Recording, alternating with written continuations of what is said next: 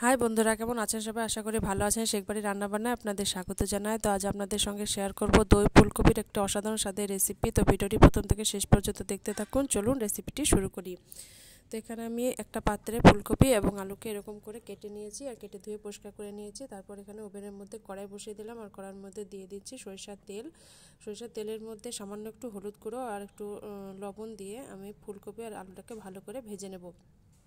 তো লবণ আর হলুদ করে দিয়ে একটু নাড়াচাড়া করে নিলাম আর এখন ফুলকপি আর আলুটাকে দিয়ে ভালো করে একটু লাল লাল করে ভেজে নেব।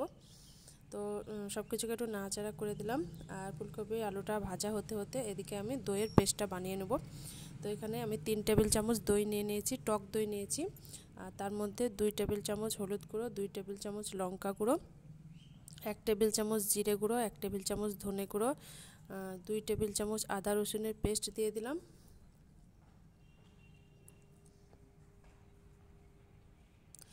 আর তার মধ্যে 1 টেবিল চামচ লবণ দিয়ে দিলাম। আর সবগুলোকে একটু ভালো করে পেস্ট বানিয়ে নেব। সবগুলোকে একটা চামচের সাহায্যে ভালো করে মাখিয়ে নিচ্ছি। তো মাখানোর সুবিধার জন্য সামান্য একটু জল দিয়ে দিলাম আর জল দিয়ে আবারও ভালো করে নাড়াচাড়া করে পেস্টটা আমি বানিয়ে একটা সাইডে রেখে দেব। তো পেস্টটা আমার রেডি হয়ে গেছে, একদম সাইডে রেখে দিলাম। আর এদিকে আমি আলু ফুলকপিটাকে একদম লাল লাল করে ভেজে নিয়েছি, এখন নামিয়ে নেব। এখন ওই কড়াইয়ের মধ্যে আবারও দিয়ে দিয়েছি পর্যাপ্ত পরিমাণে সরিষার তেল। আর তেলের মধ্যে একটা তেজপাতা ফাটিয়ে দিলাম আর কয়েকটা পাঁচফোড়ন দিয়ে দিচ্ছি। আর তার মধ্যে 3টে কাঁচা লঙ্কা চিড়ে দিয়ে দিলাম। আপনারা চাইলে কিন্তু শুকনো লঙ্কাটা ব্যবহার করতে পারেন, আমার কাছে কিন্তু শুকনো লঙ্কা ছিল না, তাই আমি কাঁচা লঙ্কা ব্যবহার করেছি। আর তারপর একটা মিডিয়াম সাইজের পেঁয়াজ কুচি করে রেখেছিলাম, সেটাকে দিয়ে দিলাম। এখন লাল লাল করে পেঁয়াজটাকে ভেজে নিয়েছি। এখন এই পর্যায়ে আমি দইয়ের যে পেস্টটা বানিয়ে রেখেছিলাম সেটা দিয়ে দিচ্ছি। আর বাটিটা ধুয়ে ভালো করে একটু ধুয়ে জল দিয়ে দিলাম। তো সব মশলাটাকে ভালো করে এখন কষিয়ে নেব। আর মশলাটাকে কিন্তু একদম ভালো করে কষিয়ে নিতে হবে, একটু সময় নিয়ে কষাতে হবে যাতে মশলার মধ্যে কোনো কাঁচা গন্ধ না থাকে। তো দেখতে পাচ্ছেন মশলা থেকে কিন্তু তেল ছাড়তে শুরু করে দিয়েছে, মশলা একদম পারফেক্টভাবে কষানো হয়ে গেছে।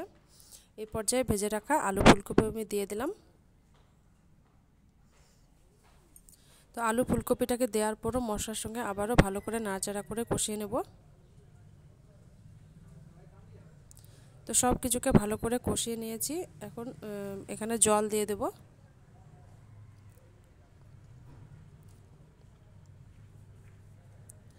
তো পরিমাণ মতন জল দিয়ে দিলাম। জল দেওয়ার পর সব কিছুকে আবার একটু নাড়াচাড়া করে দিলাম। তারপর এখানে কয়েকটা ধনেপাতা কুচি দিয়ে দিচ্ছি। আর ধনেপাতা কুচি দেওয়ার পরে একটা ঢাকনার সাহায্যে ঢাকা দিয়ে আমি 10 মিনিটের মতো রান্না করে নেব। তো ফিরে আসলাম 10 মিনিট পর, আর একদম সব কিছু কিন্তু রান্না একদম কমপ্লিট। আর সব আলু ফুলকপি সব কিছু কিন্তু ভালো করে সেদ্ধ হয়ে গেছে। এই যে দেখতে পাচ্ছেন একটা খুন্তির সাহায্যে আমি কেটে দেখিয়ে দিলাম, সব কিছু ভালো করে সেদ্ধ হয়ে গেছে আর রান্না কমপ্লিট।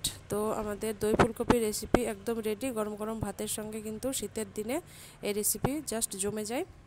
আশা করছি আমার রেসিপি আপনাদের ভালো লাগবে। ভালো লাগলে অবশ্যই কমেন্ট করে জানাবেন, সাথে লাইক করবেন আর রেসিপিটাকে ফ্যামিলি এবং ফ্রেন্ডদের সঙ্গে বেশি বেশি করে শেয়ার করবেন। আর চ্যানেলটিকে অবশ্যই সাবস্ক্রাইব করে বেল আইকনটি প্রেস করে রাখবেন যাতে আরও নিত্য নতুন ভিডিওর আপলোড সবার আগে আপনাদের কাছে পৌঁছে যায়। সবাই ভালো থাকবেন, সুস্থ থাকবেন। আজকের মতন বিদায় নিচ্ছি, দেখা হবে।